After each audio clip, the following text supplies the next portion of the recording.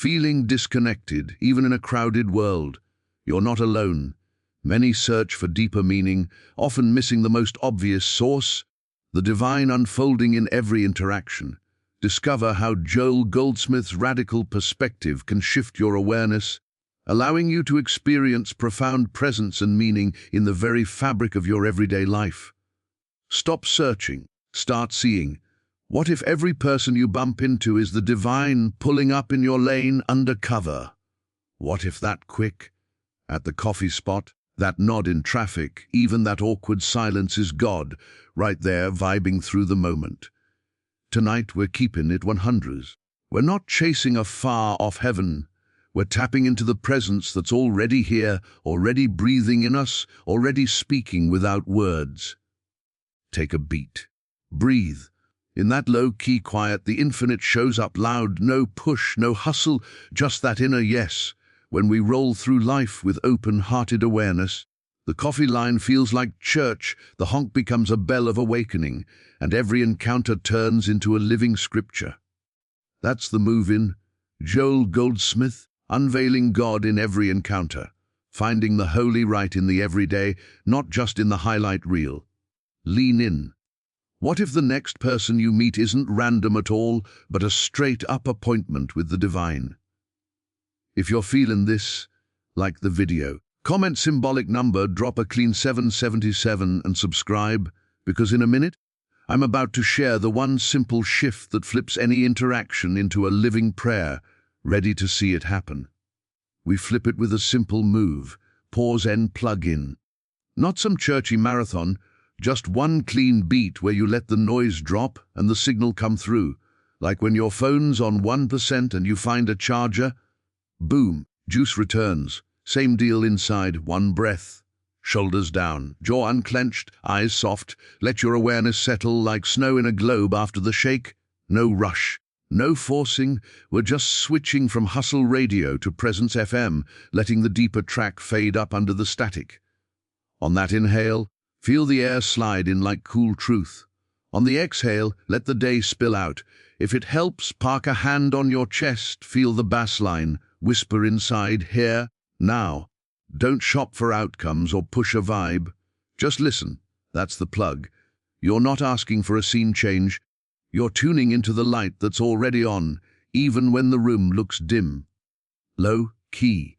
The moment starts breathing different when you do. Use whatever cue keeps it honest. The buzz of a notification, that's your bell. Red light, sanctuary, coffee line. Mini retreat. 3 slow breaths, and the room stops owning you. Watch how your first hot take cools off. The mind will try to sprint, let it jog. If a thought says, fix them, smile and wave. If a feeling spikes, give it a chair, not the mic. Keep it gentle. You're not ghosting reality. You're giving the real a lane to pull up. When someone comes in spicy, don't clap back on autopilot. Pause, feel your feet. The floor's got you. Let the shoulders drop another notch. Notice the silence underneath their words like ocean under waves. From there, speak softer, slower, truer. Maybe you ask a clean question. Maybe you say nothing and the heat falls off. Either way, you're choosing source over spin, signal over echo. Make it practical. Pause, plug, proceed. Pause. 1 to 3 breaths, count if you need to. Plug, lean into that inner hush until you feel the tension loosen and the center click. Proceed, move with the current, not against it. Sometimes that means yes, sometimes no, sometimes wait. You'll know by the peace in the chest, the unforced ease in the next step. This is not about faking chill. It's about swapping batteries, ego off, essence on. When you pause, the room inside gets bigger. Thoughts have space to pass without writing your script. You remember you're not out here solo. You're part of a living stream that knows the rote. From that stream, timing gets weird in a good way. The right words land. The extra errands vanish. The door you were pounding cracks open from the other side. Try it when the scroll calls your name. Try it before send, before sip, before speak. Try it in the elevator, during the loading wheel, in parking lots, in long hallways. Try it when the good news hits, so gratitude doesn't rush past. Little by little, The pause becomes the plug, becomes the path. Your default setting when life pulls up fast, your go-to check before you choose, your quiet superpower in boardrooms, backyards and bus stops, steadying your hands so the sacred can steer while you relax your grip and let the next step show itself naturally. And that next step gets real simple when you clock the core one power, no cap. Not two powers beefing like rival crews, one blessing, one cursing, but a single source running the whole operation, quiet and steady. When you stand in that, the noise still makes noise, but it loses the badge. Shadows look big on the wall till you flip the light, then it's paper thin. Same with fear, lack, shame, drama, shadow puppets fronting like bosses until the presence steps in and the mask slips. Peep how two power thinking sneaks up. They got me stressed. The market's wilding. My body's turning on me. That hater's blocking my bag. Hear it. We hand out God status to whatever's loudest. Nah. Clock it, bless it, and pull the plug. One power means one cause, one life, one intelligence, showing up as protection, supply, rhythm, and order. Doesn't mean act soft or ignore facts. It means facts don't get to crown themselves king. You move with receipts from within, not headlines. Try the switch up when a problem barks. Don't wrestle every tooth. Stand back and check the current. Whisper under your breath, one presence, one power, I'm with that. Feel the shoulders loosen like, yeah, that's the real plug. Then listen. Maybe the action is a call, an apology, a boundary, a nap, a spreadsheet. Whatever carries peace, not panic. One power doesn't turn you passive. It turns you precise. You stop shadow boxing and land the one clean move that actually matters. Watch your language for the two power leak. Swap. This thing's killing me for this looks loud, but it's not the boss. Swap. I'm stuck for I'm guided what the rote's loading. Swap. They control my fate for doors open where I'm sent. That's not delusion. That's jurisdiction. You're aligning with the center that already knows the layout. From that posture, you can say no without heat, yes without fear, and wait without spiraling. Check the daily scenes. Money tight. Breathe and remember the storehouse isn't your paycheck. The paycheck is one channel. Ask for the next channel and move when it lights up. Health wobble. Honor your care plan, and at the same time refuse to let symptoms preach a second power. Body reports weather, spirit is climate, family static. Instead of clapping back, center up and let the one power speak through your tone. Half the storm dies when you don't feed it. News cycle messy. Get informed, act where you're assigned. But don't tie your peace to every headline. Your peace is how you stay useful. Here's a quick drill, notice the surge, name the one, normalize the peace, navigate the step. Notice the surge. My chest is tight. Name the one. Only one power here, working good. Normalize the peace, breathe till your insides agree. Navigate the step. Take the next small action that carries ease, even if it's bold. Keep running that loop till it becomes muscle memory, a spiritual reflex that makes every street, office, and kitchen a place where the one handles business through you without the extra theatrics. Do it in micro moments till your nervous system trusts the vibe. Till the reflex to panic feels played out, till your inner yes gets faster than fear and the one power feels like theory turned practice. Like your operating system, once that's running, the way you look at people flips. You stop clocking folks as problems or plug-ins and start peeping the divine in whoever pulls up. Not nice mask over mess, but a quiet recognition. There's one life doing the talking through all these faces, one presence showing up in 10,000 outfits. When you vibe from there, you're not begging for approval or bracing for attack, you're meeting the holy on the sidewalk, at the desk, in the group chat, in rush hour traffic. Make it a reflex. As someone steps into your space, soften your eyes, breathe once, and salute the inside of them. Even if your mouth says nothing, a simple inner nod, I see you, calms your edges. You're not hyped to fix their personality. You're tuned to the current underneath their storyline. That current is where the clean guidance comes from, the words that land, the silences that heal, the laugh that breaks the tension without trying too hard, run drills in plain life. Barista forgets your order. Instead of preaching with your eyebrows, pause and catch the spark in their eyes, then speak from there. Coworker swings in spicy. Clock the heat, bless the core, and answer the question they meant to ask, not the smoke they tossed. Stranger on the elevator, offer the inward peace, and let the ride be a tiny sanctuary. DMs getting weird. Before clapping back, or locate the presence, then choose the boundary or the block with zero poison in it. This isn't doormat energy. Seeing the divine doesn't mean cosigning nonsense. It means you set boundaries from clarity, not from a flinch. Sometimes the most loving move is a firm no, a clean exit, a tight policy. The recognition stays, the drama drops. You stop making people your source or your threat.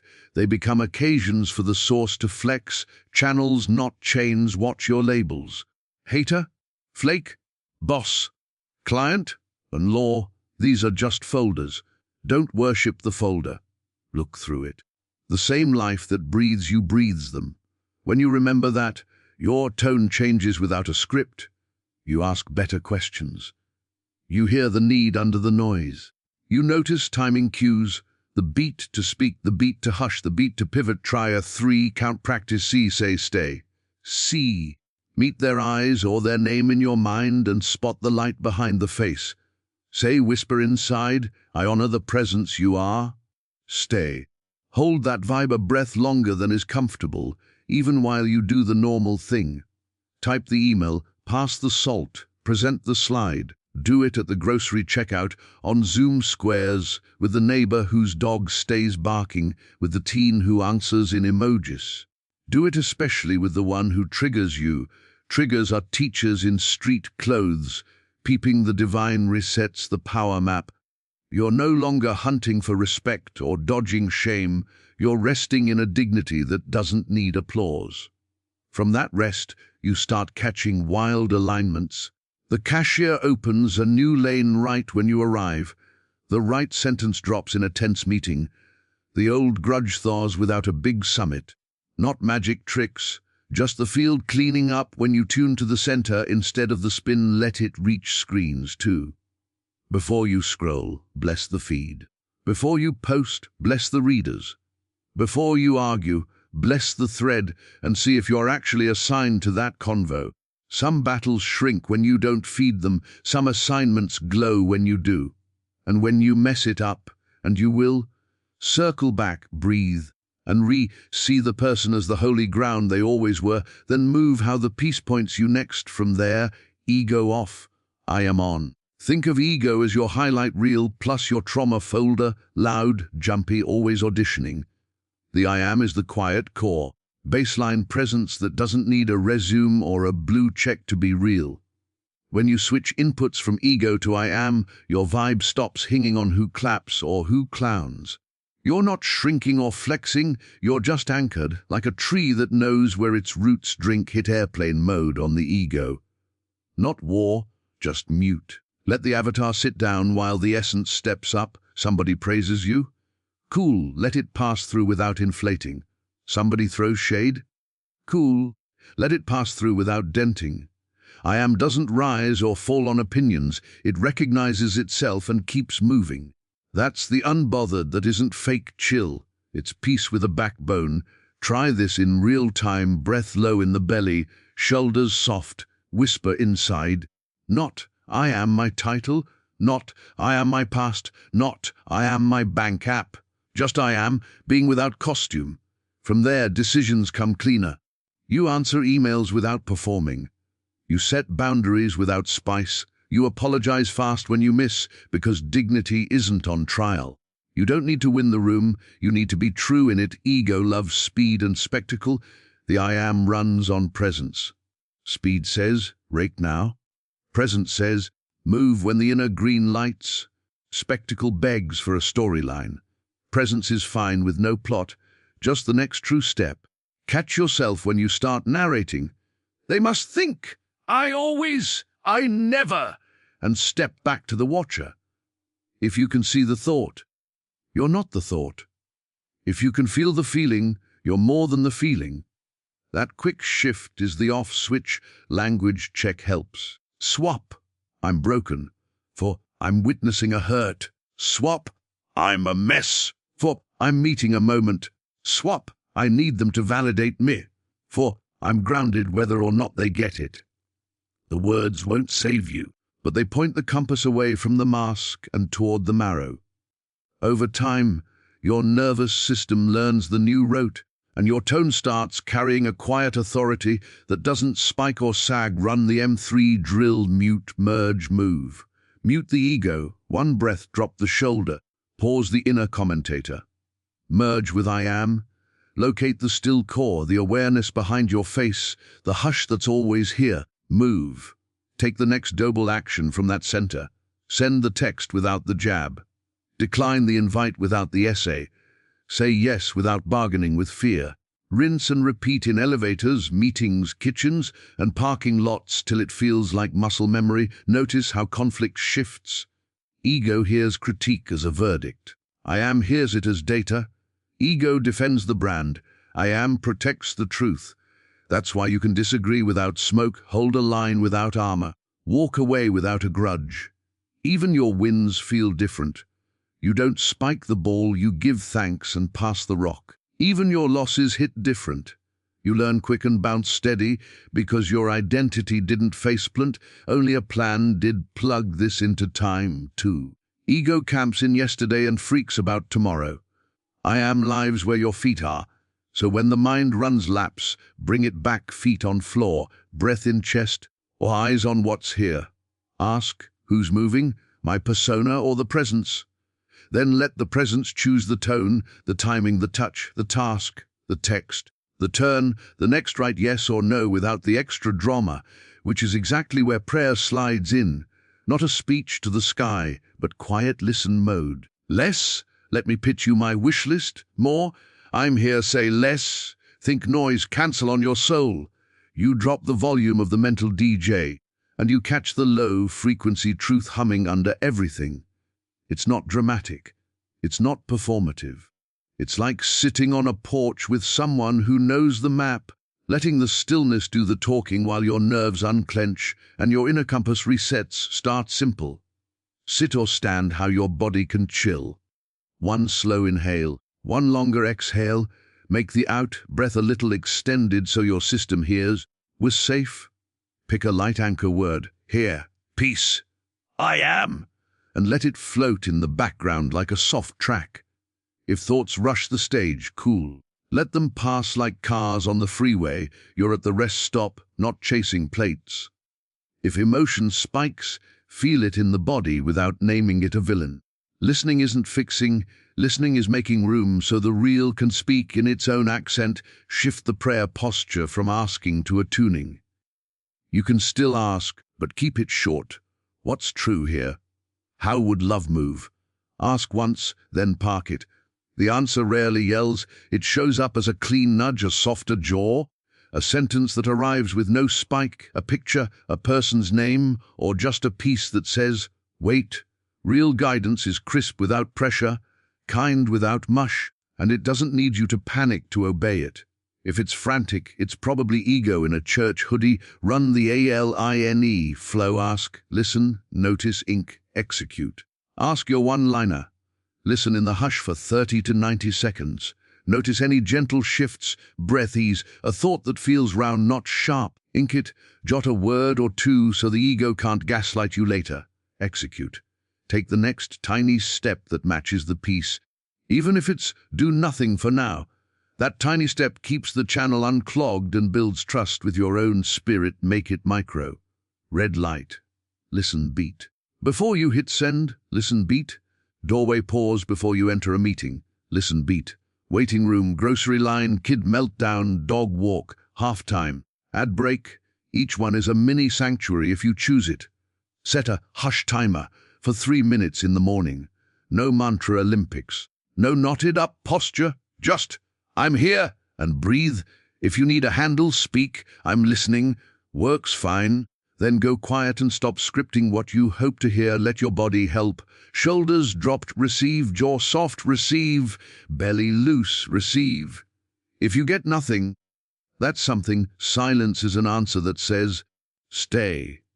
Carry the question light like a note in your pocket, and the response will curve in sideways through a lyric, a street sign, a kid's one-liner, a memory you didn't order. Don't worship the sign, honor the peace it confirms.